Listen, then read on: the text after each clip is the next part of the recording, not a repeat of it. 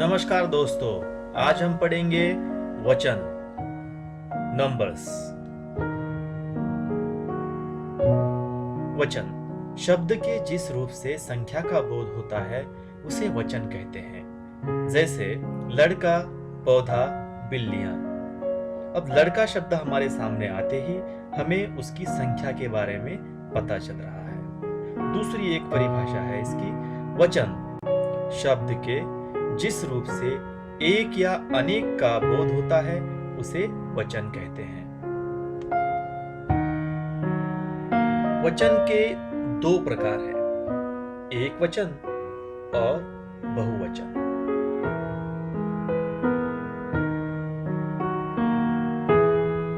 सबसे पहले देखते हैं एक वचन। शब्द के जिस रूप से एक ही प्राणी का या पदार्थ का बोध होता है उसे एक वचन कहते हैं। जैसे गाय, महिला, पेड़, गेंद, नदी, बिल्ली आदि। इन शब्दों से हमें एक ही प्राणी या पदार्थ का बोध हो रहा है, इसलिए हम इसे एक वचन कहेंगे। बहुवचन शब्द के जिस रूप द्वारा एक से अधिक प्राणियों या पदार्थों का बोध होता है उसे बहुवचन कहते हैं। जैसे लड़के, पुस्तकें, फूल, बिल्लियां, पेड़ आदि। इन शब्दों से हमें एक से अधिक प्राणियों या पदार्थों का बोध हो रहा है, ज्ञान हो रहा है, इसलिए इसे हम कहेंगे बहुवचन। अब देखते हैं एक वचन से बहुवचन और बहुवचन से एक वचन के बदलने को रूप परिवर्तन कहते हैं। ठीक है, जैसे चिड़िया आकाश में उड़ती है, इससे हमें पता चल रहा है यह एक वचन का वाक्य है। चिड़ियां आकाश में उड़ती हैं, बहुवचन। देखिए यहां पर हमने रूप परिवर्तन किया, एक वचन का बहुवचन में बनाया है।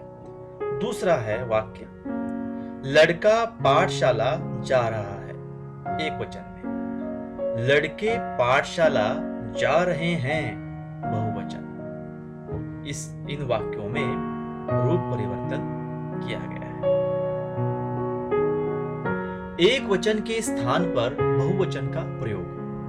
कभी कभी एक वचन के स्थान पर बहुवचन का प्रयोग करना पड़ता है। यह निम्नलिखित परिस्थितियों में करना पड़ता है। आदर और सम्मान प्रकट करने के लिए बहुवचन का प्रयोग किया जाता है। अगर किसी के प्रति हमें आदर या सम्मान प्रकट करना है तो हमें बहुवचन का प्रयोग करना पड़ता है। जैसे देखिए, पिताजी खेत चले गए,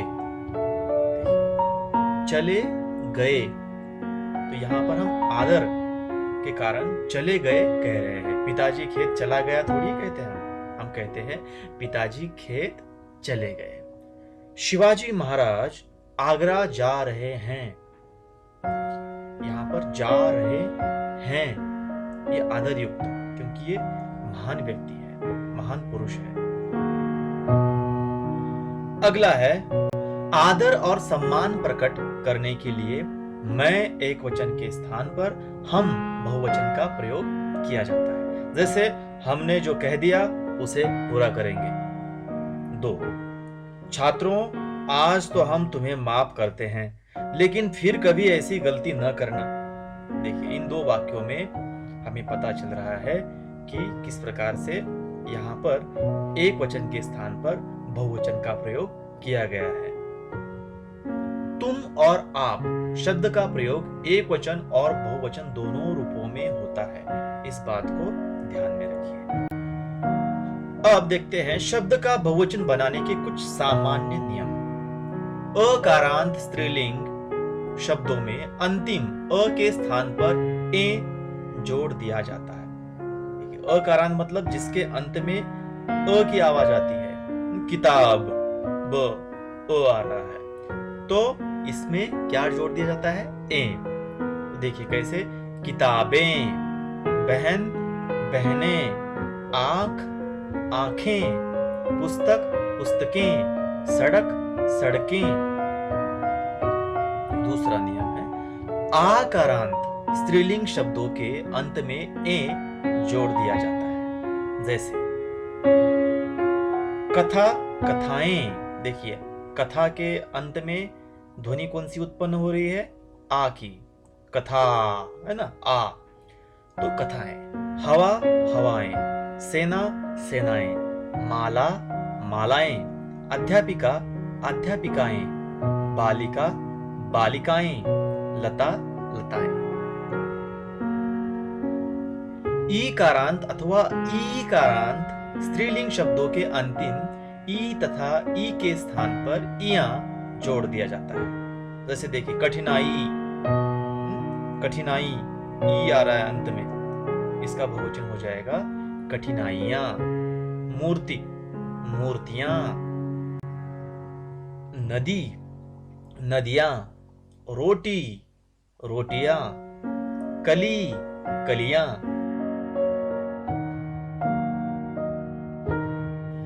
जिन स्त्रीलिंग शब्दों के अंत में या होता है उनके अंत में अनुनासिक इस प्रकार का चिन्ह है जोड़ दिया जाता है। देखिए अब चिड़िया अंत में या है तो इसमें अनुनासिक जोड़ दिया जाता है। देखिए चिड़िया के ऊपर अनुनासिक जोड़ दिया है। चिड़िया, चिड़िया। गुड़िया, गुड़िया। बिटिया, बिटियां। डिबिया, डिबियां। लुटिया, लुटियां। कुटिया, कुटियां। इस प्रकार से अकारांत पुल्लिंग शब्दों के अंतिम आ के स्थान पर ए जोड़ दिया जाता है। जैसे देखिए कपड़ा, ये पुल्लिंग शब्द है, इसके अंत में आ रहा है तो बहुवचन में हो जाएगा कपड़े। संतरा, संतरे। बेटा, बेटे। लड़का, लड़के। पत्ता, पत्ते। केला, केले। अब उकारांत स्त्रीलिंग शब्दों का बहुवचन बनाते समय शब्द के अंत में ए जोड़ा जाता है। उकारांत जिसके अंत में ऊ की ध्वनि हो रही है। देखिए ऋतु, ऋतुएं। धेनु, धेनुएं। उकारांत स्त्रीलिंग शब्दों का बहुवचन बनाते समय शब्द के अंतिम दीर्घ ऊ को ऋस्व ऊस में बदलकर आगे ए जोड़ा जाता है। देखिए उकारांत बहु, इसमें ऊ है, स्त्रीलिंग शब्द है और इसका अगर हमें बहुवचन बनाना है तो इस शब्द के अंतिम दीर्घ ऊ को ह्रस्व है ना ऊ में बदल दिया जाता है। देखिए बहु, बहुएं, बहुएं है ना, हु में पहले ऊ की मात्रा जुड़ गई। झाड़ू, झाड़ुएं। ठीक है, आपके समझ में आया होगा। अब एक वचन शब्द के साथ समुदायवाचक शब्द संघ, दल, वर्ग, वृंद, मंडल आदि शब्द जोड़ दिए जाते हैं। देखिए कैसे, शिष्य है तो ये समुदायवाचक है, ग्रुप में है ना, इसलिए इसके सामने ये शब्द जोड़े जा रहे हैं। शिष्य मंडल। छात्र, छात्र वर्ग। साधु, साधु वृंद। नेता, नेता लोग। अध्यापक, अध्यापक संघ। गुरु, गुरुजन। विद्यार्थी, विद्यार्थी वर्ग। ठीक है। कुछ विशेष बातें। व्यक्तिवाचक, भाववाचक तथा द्रव्यवाचक संज्ञा शब्दों का प्रायः एक वचन में ही प्रयोग किया जाता है। जैसे राम, कृष्ण, क्षमा, दया, दूध, प्रार्थना, याचना आदि। ये जो शब्द है ये व्यक्तिवाचक है या भाववाचक है या फिर द्रव्यवाचक है, ये संज्ञाएं हैं। तो ऐसे शब्दों का प्रायः एक वचन में ही प्रयोग किया जाता है। उदाहरण के तौर पर हम देखते हैं, अध्यापकों ने छात्रों को क्षमा कर दिया। अध्यापकों ने छात्रों को क्षमा कर दिया। तो क्षमा जो है इस शब्द पर ध्यान दीजिए। नदियों का जल लगातार प्रदूषित होता जा रहा है। देखिए जल द्रव्यवाचक है तो जले वगैरह ऐसा नहीं होता, इसका जल ही रहता है। आगे देखिए, प्राण, दर्शन, आंसू शब्दों का प्रयोग सदा बहुवचन में किया जाता है। इन शब्दों का प्रयोग हमेशा बहुवचन में होता है, परंतु उसके बहुवचन रूप में कोई परिवर्तन नहीं होता। देखिए, आपके दर्शन करके बहुत प्रसन्नता हुई। आपके दर्शन, आपका दर्शन नहीं है, आपके दर्शन बहुवचन है। बहुत दिन बाद बेटे को देखकर मां की आंखों में आंसू आ गए। आंखों में आंसू आ गए। आंसू आ गया है क्या? नहीं, आंसू आ गए हैं। अब कुछ शब्द देखिए, निम्नलिखित शब्दों के वचन बदलिए। एक वचन में मैं, एक वचन में, बहुवचन में हम, एक वचन में वह, वे, यह, ए, है, हैं, तुम सब, लोहा, लोहा। देखिए इन शब्दों को ध्यान से देखिए, इन शब्दों में बहुत लोग गलती कर देते हैं।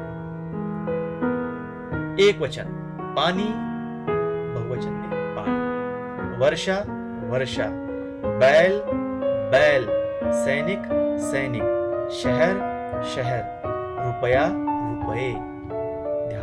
ध्यान दीजिए कि किस प्रकार से एक वचन का बहुवचन हो रहा है।